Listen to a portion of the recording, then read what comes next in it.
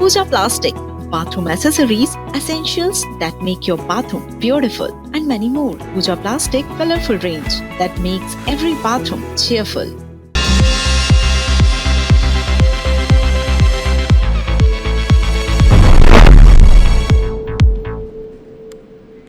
नमस्कार, top 10 news में आप सभी दर्शकों का स्वागत, अभिनंदन। मेरा नाम राहुल सौमित्र है।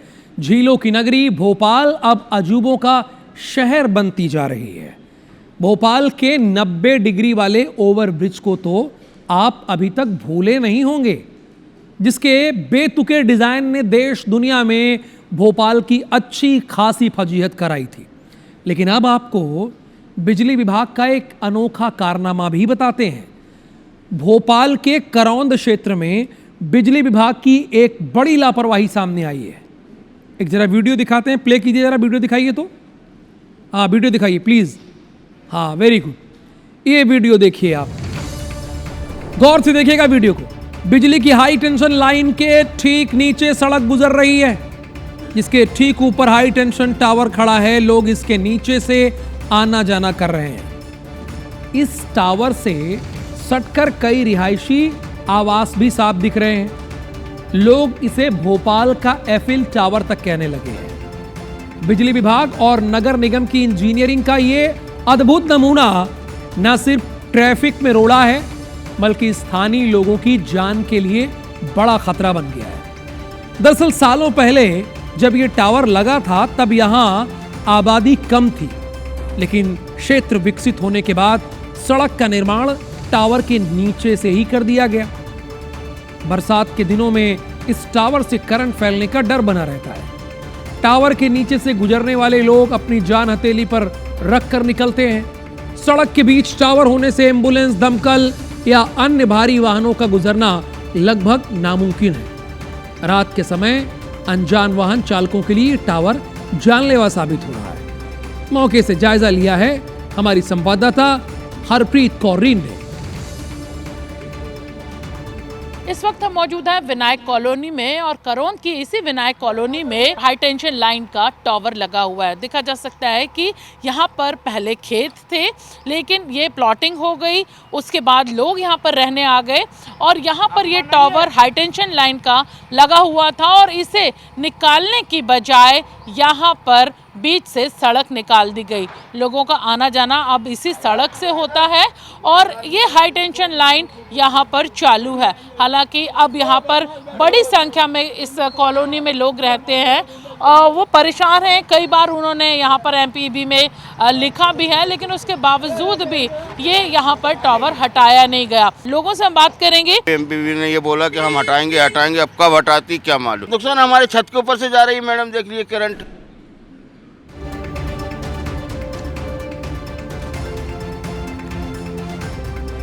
हटाने की बात तो कही जाती है, लेकिन अब तक टावर को हटाया नहीं गया।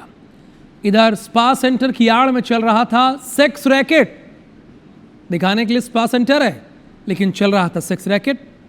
छापेमार कार्रवाई में गंदे धंधे का पर्दाफाश हो गया।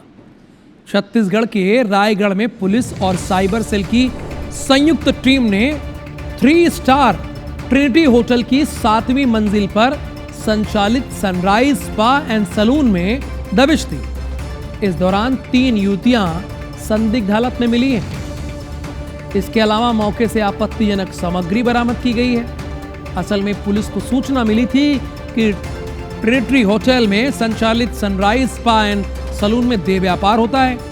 सूचना के आधार पर पुलिस ने छापा मारकर पूरे मामले का खुलासा किया। पुलिस ने स्पा सेंटर संचालक विनयकांत और होटल मैनेजर देवेंद्र सिंह को गिरफ्तार कर लिया।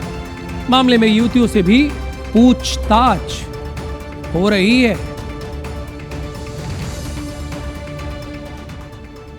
सूचना की तस्दीक के लिए पुलिस का पॉइंटर भेजा गया था। उसके द्वारा ओके किए जाने पर सीएसपी मयंक मिश्रा सर के नेतृत्व में महिला थाना, कोतवाली थाना और साइबर थाने की टीम ने स्पा सेंटर पे रेड किया था। सेंटर पे 3 संदिग्ध महिलाएं मिली थी संचालक के साथ साथ। वहां पे उपलब्ध साक्ष्य के आधार पर ये स्थापित हुआ कि संचालक के द्वारा लगातार वहां पे स्पा के आड़ में देह व्यापार कराया जा रहा है। दरअसल शहर के कई स्पा सेंटरों में लंबे समय से संदिग्ध गतिविधियों की शिकायतें मिल रही थी। शिकायत की पुष्टि के लिए पुलिस ने पॉइंटर भेजकर दबिश दी। जहां संदिग्ध गतिविधियां सामने आई, कार्रवाई में 5 लोगों को हिरासत में लिया गया, जिनमें से 2 के खिलाफ पीटा एक्ट के तहत कार्रवाई की गई।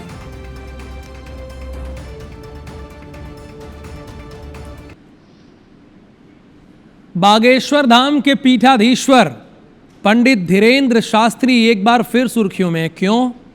क्योंकि उनके शिष्यों को बाबा का एक बिल्कुल जुदा अंदाज देखने को मिला है। उनके अपनेपन ने लोगों के दिलों को जीत लिया है। पंडित धीरेन्द्र शास्त्री शनिवार रविवार की दरमियानी रात अचानक छतरपुर के छत्रसाल चौराहे पर स्थित एक मिठाई की दुकान पर पहुंच गए। दुकानदार तब दुकान बंद करने की तैयारी कर रहा था। बाबा को अचानक सामने देखकर वो हक्का बक्का रह गया। बिना किसी तामझाम के बाबा दुकान में दाखिल हुए, सेठ की गद्दी पर बैठे और रसगुल्ले और रसमलाई की फरमाइश कर दी। दुकानदार ने भी बिना देरी किए बाबा की इच्छा पूरी की। बाबा ने रसगुल्ले और रसमलाई का लुत्फ उठाया, तो वहीं दुकानदार ने तिलक करके बाबा को माला पहनाई और आशीर्वाद लिया। बाबा ने और उसके बेटे को स्नेहपूर्वक गले लगाया। इसके बाद माहौल तब और हल्का हो गया जब बाबा गद्दी पर बैठकर मजाकिया अंदाज में मिठाई बेचने की आवाज लगाने लगे।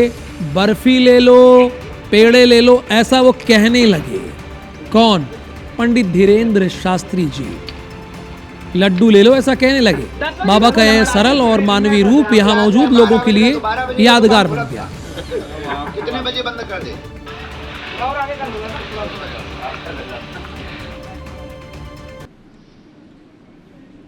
देखिए, इसी को तो अपनापन कहते हैं।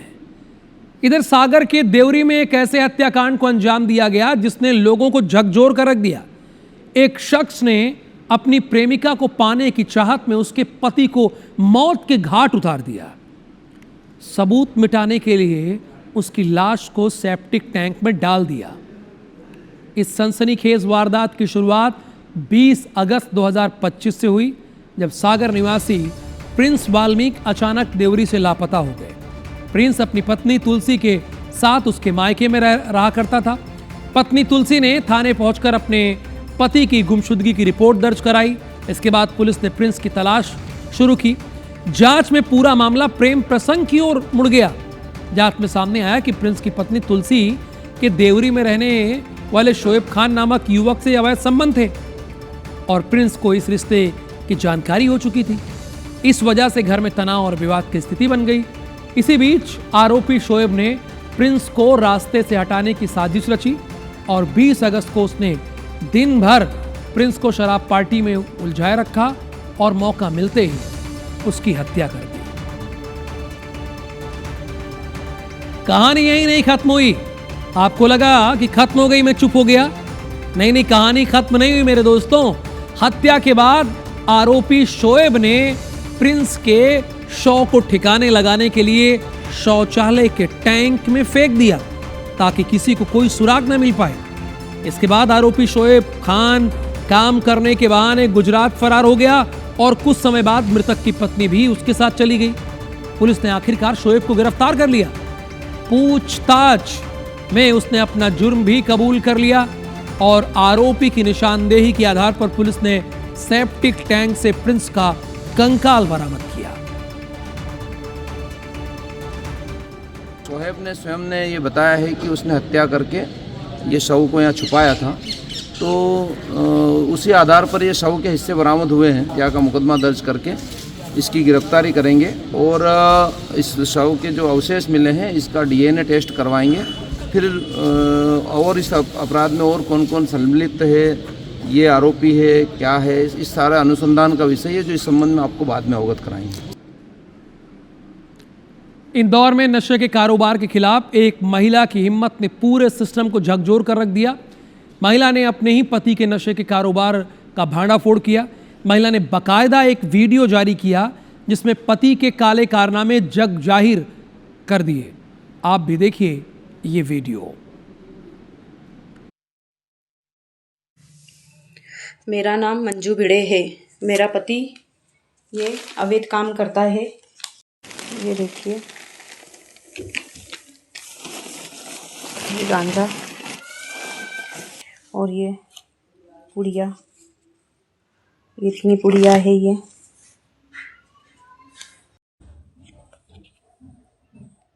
पता नहीं क्या पुड़िया है। ये सारी चीज़ें नशे की चीज़ें बेचता है कॉलेज के लड़के लड़कियों को और उनका जीवन खराब कर रहा है। इनकी बॉम्बे हॉस्पिटल पे पान की गुंठी है, उसके आड़ में ये सारे काम होते हैं। ये मेरा इतना कहने के लिए ना हिम्मत चाहिए। इस महिला ने जो अपने पति के खिलाफ कहा है, बताया है इस वीडियो के लिए, वीडियो के जरिए हिम्मत चाहिए। महिला ने अपने पति पर गांजा से लेकर स्मैक तक बेचने का आरोप लगाया और इसके सबूत भी पेश किए। देखा आपने? इस वीडियो के वायरल होते ही हड़कंप मच गया। महिला पेशे से अकाउंटेंट है, उसने ये video police commissioner Santosh Kumar Singh को भेजा, जिसके बाद उन्होंने अधिकारियों को कार्रवाई के निर्देश दिए। आरोपी की दुकान से नशीला सामान जब्त कर एनडीपीएस एक्ट के तहत कार्रवाई की गई है। पुलिस ने अपनी कार्रवाई की है और जो भी उसमें तथ्य पाए गए हैं उसके अनुसार कार्रवाई की जा रही है। तो क्षेत्र के डीसीपी हैं जोन 2 के, उनको बताया गया है कि उसको देखें और अगर कैसी बात आती है कि कहीं कोई लापरवाही या इस तरह की कोई त्रुटि है तो उसका भी परीक्षण करके उस पर भी कार्रवाई की जाए।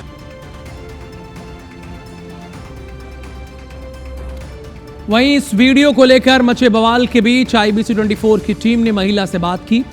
महिला के मुताबिक उसका पति घर में ही नशे का स्टॉक रखकर खुलेआम सप्लाई कर रहा था, लेकिन शिकायत के बावजूद पुलिस ने कार्रवाई नहीं की, जिसके चलते उसे पुलिस कमिश्नर से शिकायत करनी पड़ी।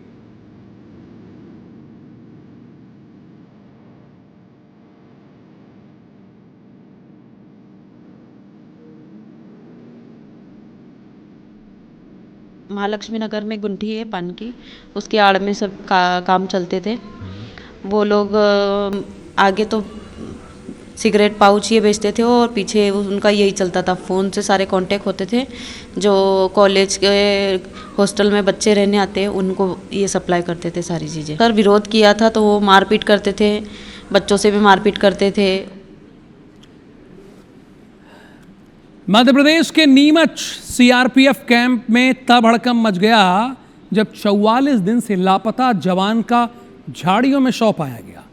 शव की हालत ऐसी नहीं थी कि उसे पहचाना जा सके, लिहाजा हाथ में पहने ब्रेसलेट और अंगूठी और मोबाइल से मृतक की पहचान CRPF जवान नंद किशोर प्रजापति के रूप में हुई कि ये नंद किशोर प्रजापति हैं। नंद किशोर प्रजापति की आखिरी बार अपनी पत्नी से 26 दिसंबर को बात हुई थी और 27 दिसंबर को 50 दिन की छुट्टी लेकर उसने घर आने की बात कही थी। राजस्थान के राजसमंद जिले के रहने वाले 44 साल के नंद किशोर प्रजापति 27 दिसंबर 2025 से रहस्यमयी ढंग से गायब हो गए थे। जब नंद किशोर का फोन लगना बंद हुआ तो परेशान परिजनों ने नीमच के CRPF दफ्तर में संपर्क किया। परिजनों का आरोप है कि अधिकारियों ने उनकी चिंता को गंभीरता से लेने के बजाय ये कहकर टाल दिया कि जवान 50 दिन की छुट्टी लेकर गया है। इधर नंद किशोर के भाई और रिश्तेदार उन्हें नीमच से लेकर दिल्ली तक तलाशते रहे। तो वहीं अब जवान की लाश मिलने से इस पूरे मामले ने अलग ही मोड़ ले लिया। परिजनों ने हत्या की आशंका जताते हुए निष्पक्ष जांच की मांग की। शव पोस्टमार्टम के बाद परिजनों को सौंपा गया। पोस्टमार्टम और फॉरेंसिक जांच के बाद ही साफ हो पाएगा कि जवान की मौत कैसे हुई, शव इतने दिनों तक झाड़ियों में कैसे पड़ा रहा। ये सारे सवाल के जवाब तभी मिलेंगे। मतलब अंदर कोई घटना हुई है, क्योंकि फोटो देखा उसमें मतलब हाथ में रिंग पहन रखी थी, वो हमारे देवी देवताओं की थी। उससे हमको थोड़ा अंदेशा है उनकी भी हो सकती है। हम चाहते हैं कि हमारे इसके ऊपर उचित कार्रवाई हो और इनके जो 2 बच्चे हैं, घर परिवार बेसहारा हो गया, बेरोजगार हो गया, बच्चों को नौकरी मिले, इनको पूरा बेनिफिट मिले। अब आपको मैं लेकर चलता हूं जांजगीर चांपा। जांजगीर चांपा के शिवरी नारायण मेला में मंगलवार को एक दर्दनाक हादसा हुआ। अचानक एक झूला टूट गया जिससे उसमें सवार 6 लोग नीचे गिर गए। एक महिला और एक किशोरी गंभीर रूप से जख्मी हो गई है। झूला टूटते ही मौके पर अफरा तफरी मच गई।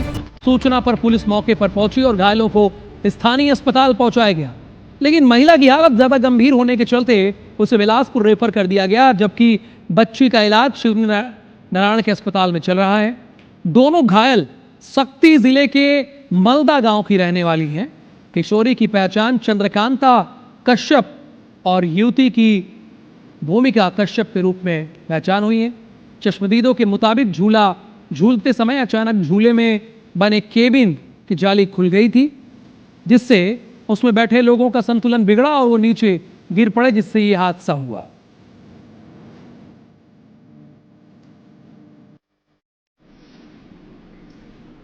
बैंकों में ब्याज दरें घटती जा रही हैं, जिसके चलते लोग निवेश के लिए शेयर बाजार का रुख कर रहे हैं। लेकिन यहां भी साइबर अपराधी घात लगाकर बैठे हैं, आपको सावधान रहना चाहिए। जबलपुर में शेयर ट्रेडिंग में बड़े मुनाफे का सपना दिखाकर करोड़ों रुपए की ठगी की गई, लेकिन इसके 2 शातिर आरोपियों को जबलपुर पुलिस ने गिरफ्तार कर लिया। साइबर सेल और क्राइम ब्रांच की संयुक्त कार्रवाई में जम्मू कश्मीर के नसीर अहमद और उत्तर प्रदेश सहारनपुर के रहने वाले अब्दुल खालिक को गिरफ्तार किया गया है। आरोपियों ने जबलपुर की एक महिला से 2 करोड़ 27 लाख रुपए की ठगी की थी। पुलिस के मुताबिक आरोपियों ने खुद को शेयर ट्रेडिंग के एक्सपर्ट बताकर महिला को फंसाया। फर्जी ऐप, फर्जी ट्रेडिंग रिपोर्ट और लगातार कॉल्स के जरिए महिला को निवेश के लिए उकसाया।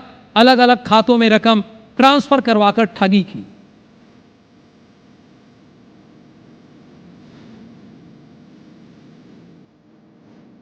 और एक प्रकार से ये उसके साथ ठगी कर रहे थे। बाद में जब इस महिला को पता चला कि वो ठग गई हैं, तो वो क्राइम थाने में उपस्थित हुई थी और इसमें रहने वाला एक नसीर अहमद और सहारनपुर का मोहम्मद अजहर, इन दोनों को गिरफ्तार करके लाया गया है और इनने अपनी बातें कबूल भी की है और इसमें आगे जांच की जा रही है और कुछ राशि इसमें जो है जब्त की गई है, जो इनके खाते। रायपुर नगर निगम ने शहर के हृदय स्थल तेली बांधा तालाब यानी मरीन ड्राइव में आज से पार्किंग शुल्क लगा दिया है। अच्छा देखिए, नगर निगम ने पार्किंग शुल्क तो लगा दिया है, लेकिन वाहन अगर कुछ हो जाता है तो उनकी जिम्मेदारी नहीं है, इसका बोर्ड भी लगाया है। तो नगर निगम का ये दोहरा रवैया कैसा? ठीक है, आप पार्किंग लगा रहे हैं, लेकिन जिम्मेदारी तो आपकी होगी ना। अब से मरीन ड्राइव में सैर करने आने वाले लोगों को कार का 20 रुपए और बाइक का 10 रुपए 4 घंटे के हिसाब से देना होगा। 4 घंटे के बाद पार्किंग शुल्क डबल हो जाएगा, यानी आपको 20 के 40 और 10 का 20 हो जाएगा। कांग्रेस शुरू से नगर निगम के इस निर्णय का विरोध कर रही है। बड़ी संख्या में कांग्रेस नेता अपने समर्थकों के साथ मरीन ड्राइव पहुंचे और इसका विरोध करते हुए नारेबाजी की। विरोध स्वरूप उन्होंने मरीन ड्राइव में लगाए पार्किंग शुल्क बोर्ड को उखाड़ फेंका। इसके पहले शहर जिला कांग्रेस कमेटी के कार्यकर्ताओं ने भी विरोध प्रदर्शन किया। पूर्व मंत्री सत्यनारायण शर्मा ने कहा कि नगर निगम को अपने इस निर्णय पर पुनर्विचार करना चाहिए, जिस पर भाजपा के विधायक सुनील सोनी ने कहा कि व्यवस्था बनाने के लिए ये जरूरी है। जो वहाँ आते हैं घूमने फिरने वाले लोग, दूसरे लोग, वो पैसा दे करके तो कौन आएगा वहाँ? तो इस तरह से एक अच्छी शुरुआत नहीं। सरकार को चाहिए कि लोग कल्याणकारी काम करें और ठीक से काम करें और फाइनेंशियल डिसिप्लिन बनाकर रखें। कोई धन की कमी नहीं है अभी सरकार के पास। सड़क पे गाड़ी खड़ा करना मैं उचित नहीं मानता और सरकार को और नगर निगम को दोनों को वहाँ पर घूमकर जो है इतने सारे दुकान, इतने सारी चौपाटी बना दिया है कि आखिरकार वहाँ पे पार्किंग होगी कहाँ? इसके बारे में नगर निगम को और प्रशासन को दोनों को मिलकर कोई न कोई निर्णय लेना चाहिए। अच्छा, माननीय विधायक सुनील सोनी जी ने एक बात कही, आपने सुना, गौर किया? उन्होंने कहा कि सड़क पर गाड़ी खड़ी करना वो ठीक नहीं मानते। तो माननीय विधायक, सड़क पे तब भी खड़ी की जाएगी गाड़ी जब पार्किंग शुल्क लिया जाएगा। आपको नहीं पता थी ये बात? राष्ट्रीय स्वयंसेवक संघ के 100 साल के इतिहास पर आधारित एक फिल्म जल्दी ही सिनेमा के पर्दे पर नजर आने वाली है। शतक, संघ के 100 वर्ष नाम से चर्चित इस फिल्म का हाल ही में टीजर रिलीज हुआ। वहीं भगवा है अपनी पहचान गाना भी लॉन्चिंग के बाद से ट्रेंडिंग में बना हुआ है। 19 फरवरी को रिलीज हो रही इस फिल्म के प्रमोशन के लिए जारी शतक ध्वज यात्रा भी खासी चर्चा में है। एक रिपोर्ट देखिए आप।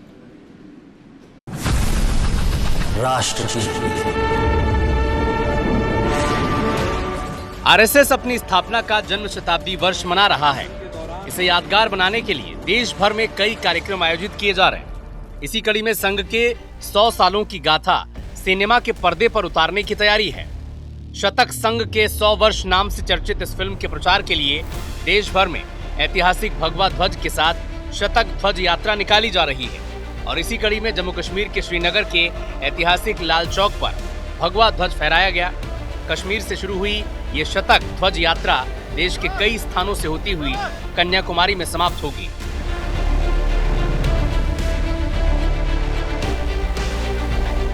शतक संघ के 100 वर्ष फिल्म 19 फरवरी को सिनेमा घरों में रिलीज होने जा रही है। इसका निर्माण वीर कपूर ने किया है और पैनोरमा स्टूडियो के सहयोग से फिल्म बनी है। 4 हिंदू तभी साथ चलते हैं जब 5वां उनके कंधे पर होता है। श्रीनगर के लाल चौक पर भगवा फहराने के मौके पर लोगों में बड़ा उत्साह दिखा। माहौल वंदे मातरम, भारत माता की जय के नारों से गूंज उठा। वंदे मातरम, वंदे मातरम, वंदे मातरम, भारत माता की जय। इस फिल्म में राष्ट्रीय स्वयंसेवक संघ की 125 में स्थापना से लेकर अब तक की 100 सालों की यात्रा, उसके मूल्यों और सामाजिक योगदान को दर्शाया गया है।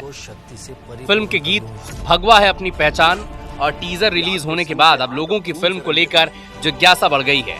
अब लोगों को बेसब्री से 19 फरवरी का इंतजार है जब फिल्म सिनेमाघरों में प्रदर्शित होगी। Bureau report IBC24। राष्ट्र की टॉप 10 न्यूज में आज के लिए इतना ही। मुझे और मेरी पूरी टीम को दीजिए अनुमति और आप रखिए अपना बहुत ख्याल। नमस्कार।